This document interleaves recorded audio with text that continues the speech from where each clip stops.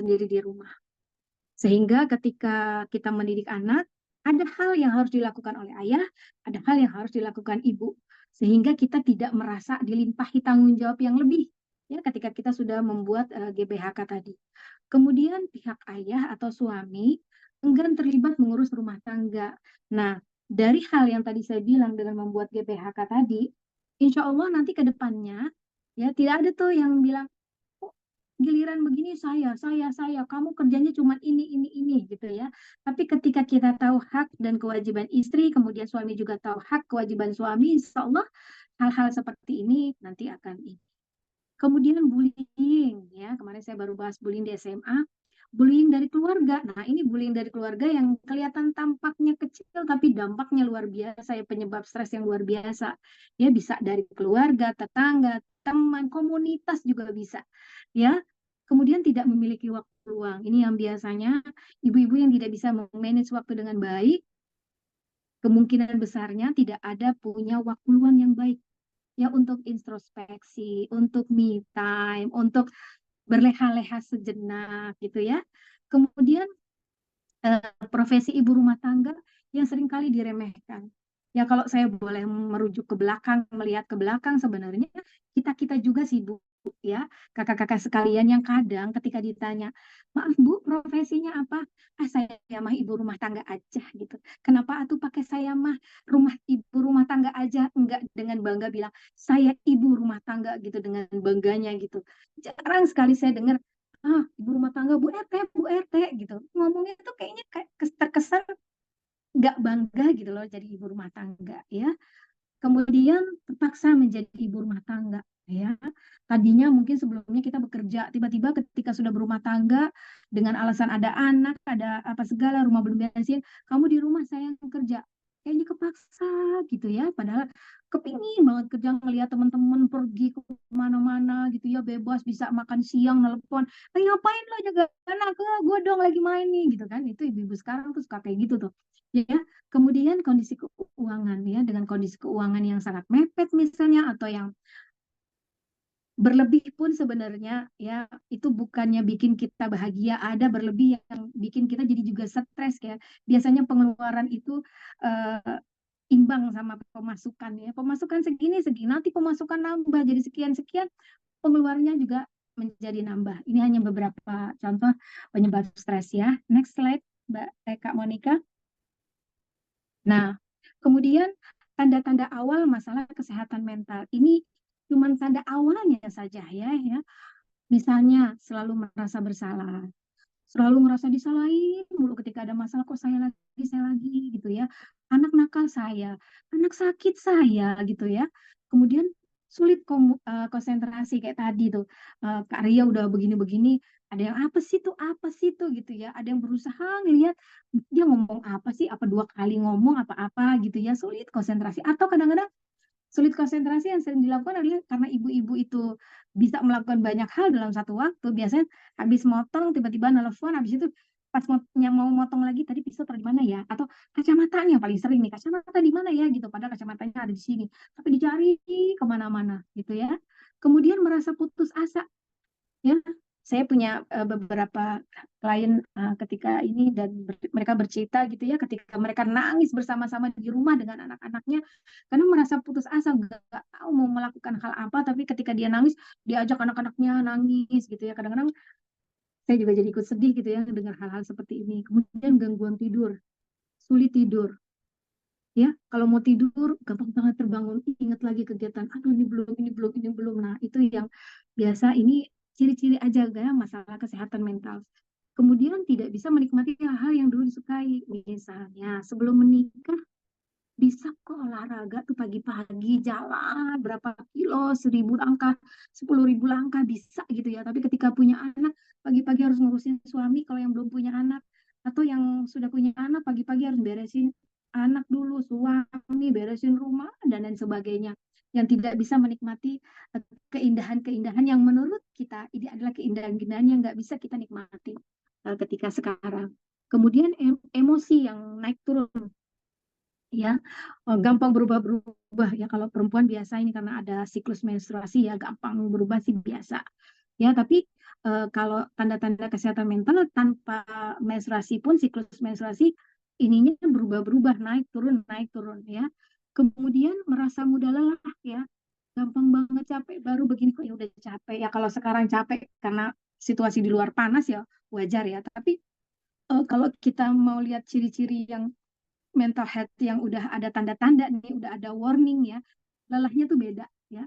Yang tadinya kita bisa misalnya lari sana lari sini tapi masih bisa ngapa-ngapain, tapi ini yang baru ngerjain ini kok capek ya gitu, karena kita punya pikiran lain.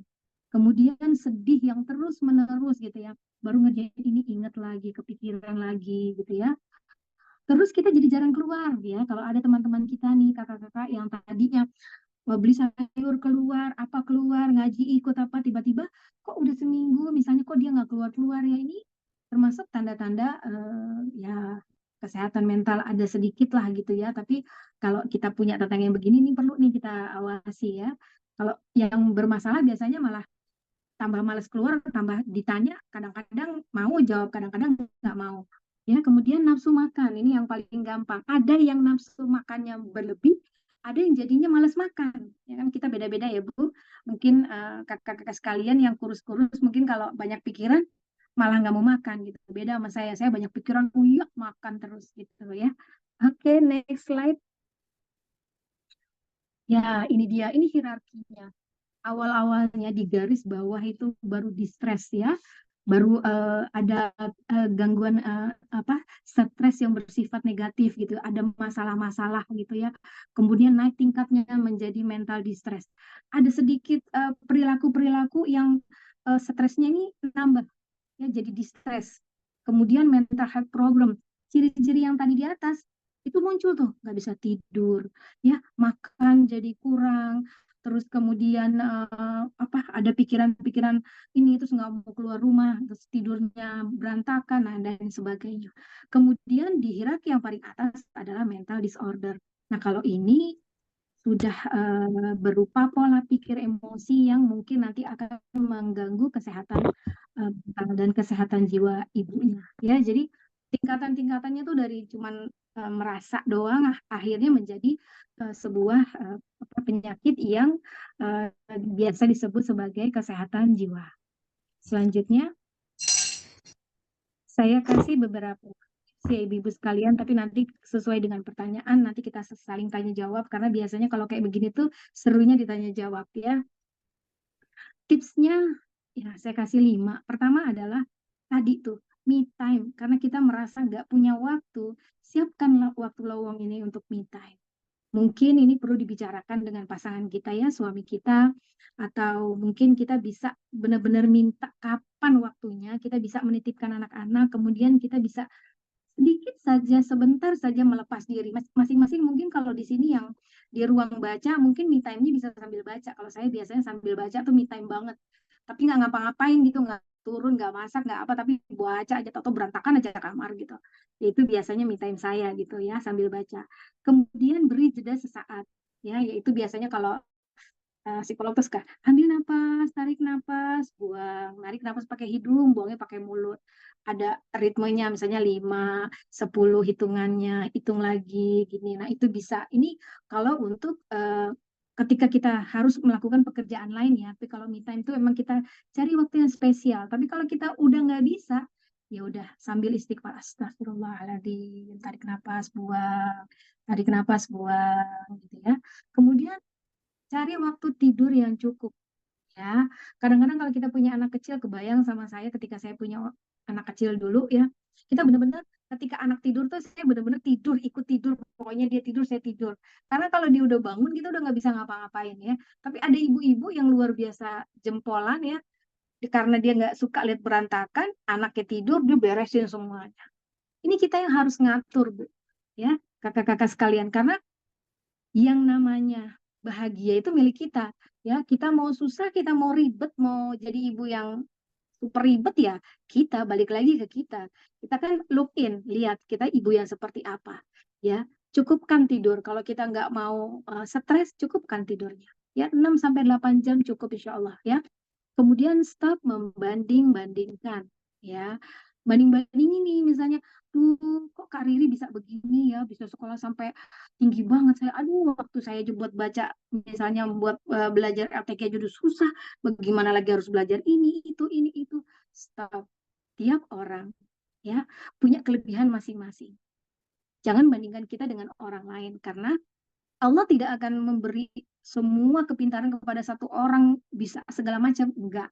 Ada yang pinternya di masak, ada yang pinternya di LTQ baca Al-Quran, ada yang pinternya ngasuh anak, ada yang pinternya di pendidikan sehingga dia kerja, kemudian apa namanya ini, ada yang kerja jadi dokter, ada yang jadi apa penjahit, ada yang macam-macam. Setiap kita hanya dikasih kelebihan, insya Allah fokus sama satu, insya Allah kita akan menjadi ibu yang luar biasa.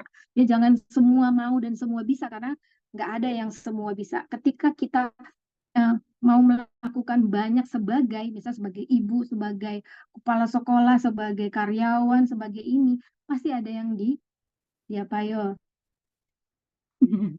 pasti ada yang dirugikan. Orang pertama yang sering kita lupakan ketika kita sedang banyak melakukan kegiatan adalah siapa? Ada yang tahu di sini? Siapa? Kak, kira-kira siapa? Lihat aja nggak apa-apa. Kira-kira siapa? Orang yang paling sering kita lupakan, tapi dia sering dirugikan oleh kita ketika kita ini jangan pada tidur nih. Suami. Ayo ibu-ibu. Ibu-ibu siapa yang mau jawab? Nggak apa-apa. Memang kalau siang itu enaknya tidur ya. Jadi yang paling sering dirugikan itu adalah suami atau pasangan kita. Iya betul. Kak Re, benar. Suami kita. Kita kadang kalau pulang ke rumah ketika kita sibuk, pulang kerja aja nih yang kakak-kakak yang kerja. Yang kita cari anak kita udah makan, belum udah mandi, belum apa. Kita lupa suami. Kita ingat, tapi nanti setelah kita lihat anak-anak kita beres, baru kita lihat suami kita. Ya, gitu. Ini harus diingat. Karena ingat ya Bu, teman yang akan lama membersamai kita tuh bukan anak-anak. Anak-anak itu ada waktunya, setelah itu dia pergi, atau dia keluar, atau dia udah nggak memperhatikan kita lagi.